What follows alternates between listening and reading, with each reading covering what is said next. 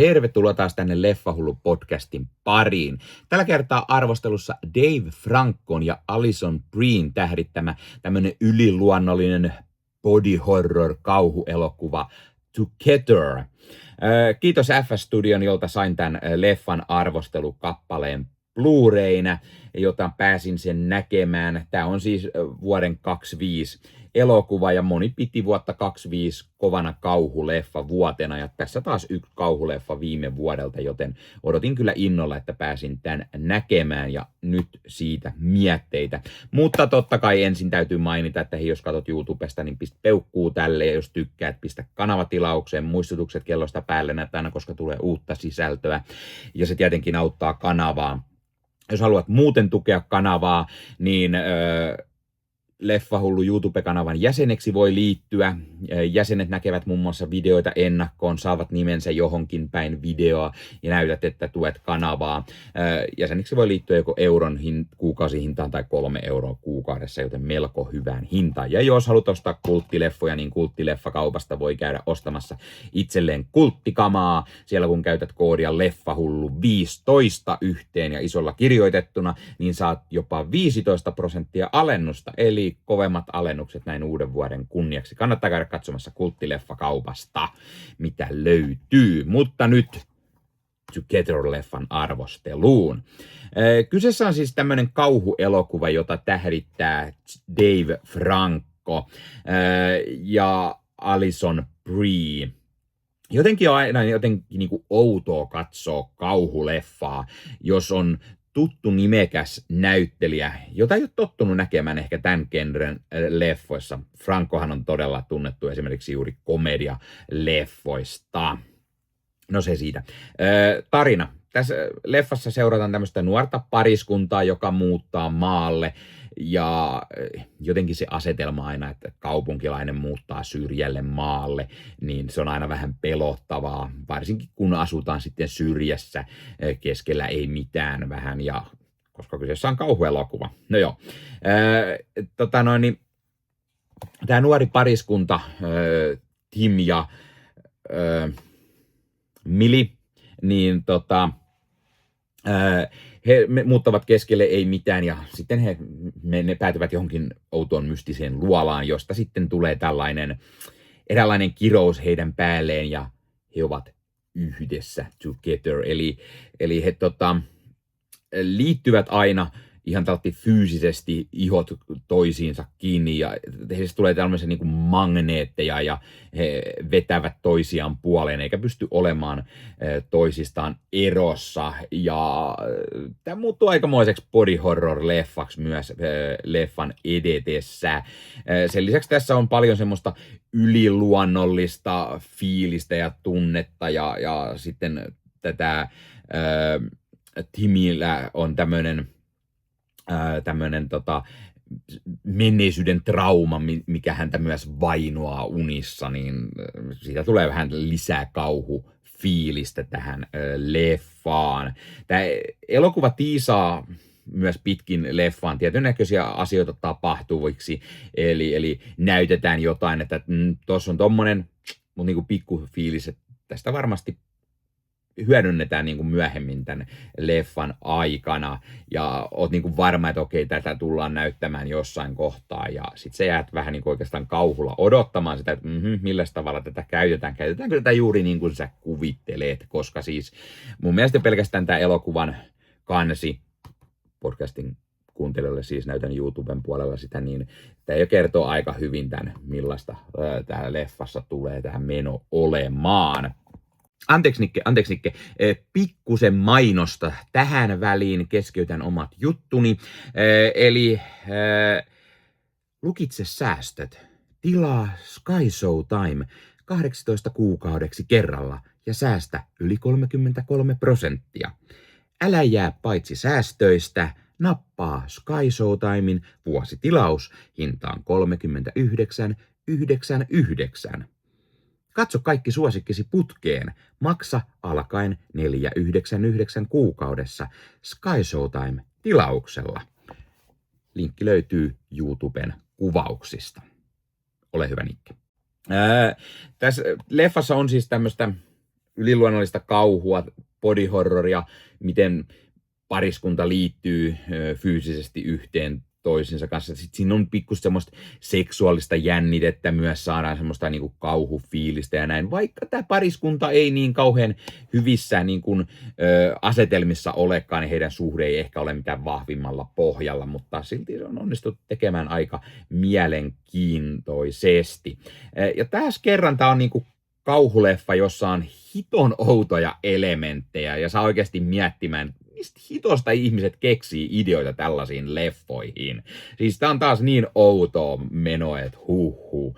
Kyseessä on siis taas outoa yliluonnollista kauhua ja se, että tämä pari liittyy jotenkin yhteen, ihan kirjaimellisesti jämähtää siis yhteen. Siitä leffa nimi Together. Ja jotenkin se on niinku aika outo. Se on oikeastaan aika todella semmoinen niin fiilis, että mistä ketään keksii ikinä ideaa tällaiseen leffaan. Ja siis, niin kuin mä sanoin, niin tämä pariskunta, eli Tim ja Millie, jota siis näyttelee Franco ja Brie, niin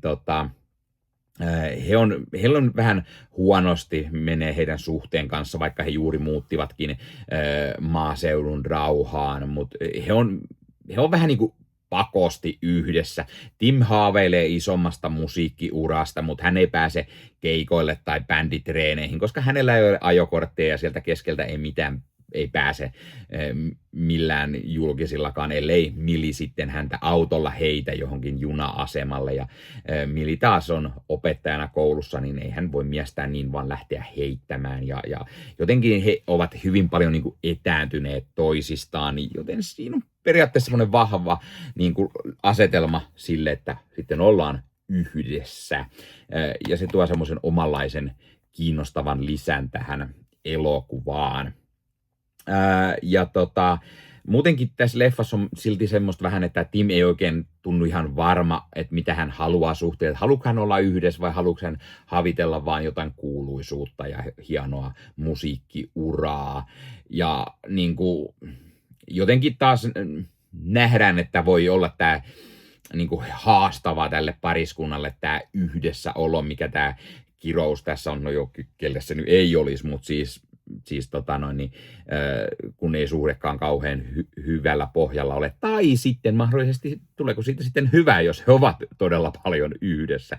Tämä leffa vähän leikittelee sillä.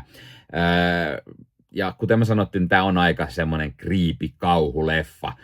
Voi olla, että jonkun mielestä se ei ole mitään erikoista, mutta mun mielestä tässä oli paljon semmoisia ahdistavaa fiilistä ja tunnelmaa.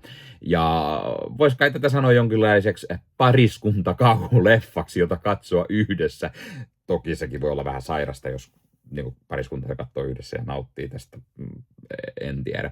No joo, tämä leffa vähän lässähtää loppua kohde, kun tässä nähdään ehkä liikaa sitä yhdessä olokirousta, siksi mä sitä nyt sanon, ja tämä pari taistelee toisiaan vastaan, ja sitten kun tätä kirousta ja tätä asiaa yritetään vähän niin kuin pohjustaa ja avata jollain tavalla, niin se vaan muuttuu jotenkin ehkä tylsäksi ja hiton tyhmäksi ideaksi. Tämä ei ihan loppuun asti kanna kunnolla mun mielestä. Silti tämä on ihan ok, hyvä tämmönen body horror, yliluonnollinen kauhuleffa. Anteeksi Nikke taas, minä keskeytän täällä omat höpinäni. Se on mainosnikke taas täällä ja aika ottaa pientä mainosta väliin. Haluatko ostaa itsellesi kuulokkeet? Nyt Valkon VMK 25.2 kuulokkeet, ne on todella kova vaihtoehto. Voit käydä itsellesi ostamassa edulliset Valkon kuulokkeet, kotimaista laatua, ja voit käydä ostamassa ne Valkon sivuilta. Linkki löytyy YouTuben jakson kuvauksesta ja tuotteen arvostelua myös kanavalla lähiaikoina. Todella toimivat kuulokkeet, todella järeät kuulokkeet, passo toimii todella nautinnollisesti, kun katsoo leffoja, ja nämä 25.2 on siis päivitetty malli. Nämä on pikkusen vielä kovemmat kuin VMK 25, eli kannattaa käydä tsekkaamassa Valkon sivuilta linkkiä tuosta videosta, ja ei muuta kuin ostoksille, niin pystyy sitten nauttimaan vaikka illalla, kun perheen pienimmät on nukkumassa, tai jos naapurissa asuu se valittava vanha eukko, joka muka kuulee kaiken, mutta todellisuudessa itse huudattaa Emmerdalea aina täysillä niin, että koko talo raikaa, mutta jostain syystä sinun ohjelmat aina häiritsee, niin ei muuta kuin valkonkuulokkeita päähän kuule, niin ei häirinny sitten naapuritkaan. Ole hyvä, Nikke, jatka vaan. Ja Dave Franco ja Alison Brie näyttelee kyllä todella hyvin ja he on niin kuin vallan toimiva pari, vaikka heille ei kaikki menekään ehkä täydellisesti ja ehkä he osaa näytellä tällaista pariskuntaa, koska Dave Franco ja Alison Briehän on tosi elämän pari, joten ehkä siitä tulee se semmoinen hyvä niin kuin, kemia näiden kahden välille. Muissa rooleissa tässä leffassa on Damon Herriman, joka näyttelee Millin kollegaa ja naapuria Jamieä. Ja no oikeastaan siinä se. Kaikki muut näyttelijät vetää semmosia lyhyitä pikkurooleja, lähes statisteja. Ja tämä leffa keskittyy aika lailla juuri Francon ja Brien hahmoon ja tähän heidän together yhdessä kiroukseen ja siihen. Ja sitten myös siihen heidän naapurinsa Jamieen ja tähän Millin kollegaan, joka on tämmöinen tärkeä sivuhahmo myös mukana. Tämän elokuvan on ohjannut Michael Shanks, ei siis se Stargate-näyttelijä Michael Shanks, vaan toinen, jolla nyt on sama nimi, Michael Shanks. Mun mielestä ihan ok tämmönen kauhuleffa. Kyllä mä tätä ihan suosittelen, jos haluaa nähdä uutta kauhua, jossa on isoja Hollywood-tähtiä pääroolissa, niin mikä jottei. Ja tässä tulee vähän semmoinen, no, tässä on sitä body horroria, jos tykkäät sellaisessa, tässä on vähän yliluonnollista kauhua, ja sitten tässä on vähän semmoista eräällä tavalla seksiä ja suhdetta tihkuvaa menoa ja meininkiä, joten ehkä vähän myös sillä tavalla aikuisempaa makuun. Eikä myöskään ehkä liian semmoinen pelottava kauhuleffa, vaan joo, tässä on creepyä asioita ja semmoista tunnelman kasvatusta ja näin, mutta tämä on varsin ok leffa, vaikka se tosiaan loppua kohden vähän ehkä lässähtää. Arvosanaksi mä antaisin varmaan sen 7/10, eli niin kuin, tämä on ihan hyvä. Se olisi voinut olla parempi ja tätä juttua oltaisiin voitu ehkä pohjustaa jollain tavalla. Silti se jää kyllä vähän semmoisen mieleen, että sä alat kyllä miettimään tätä ehkä jonkun aikaa ja sitä, että mitäköhän muuta tällä keksittäisiin tästä.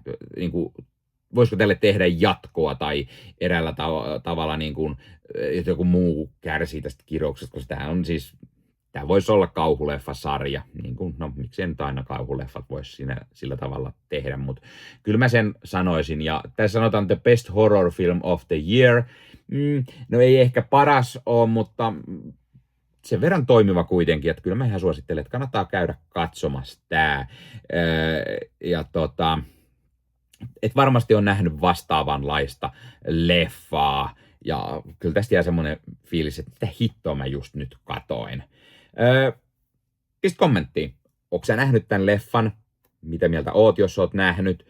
Tykkäät, miksi et? Mikä on sun mielestä Alison Brien paras rooli, Dave Francon paras rooli tai parhaat leffat? Ja mikä on sun viime vuoden lempikauhuelokuva?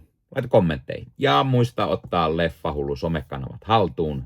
Ja ei muuta kuin ensi kertaa. Moro!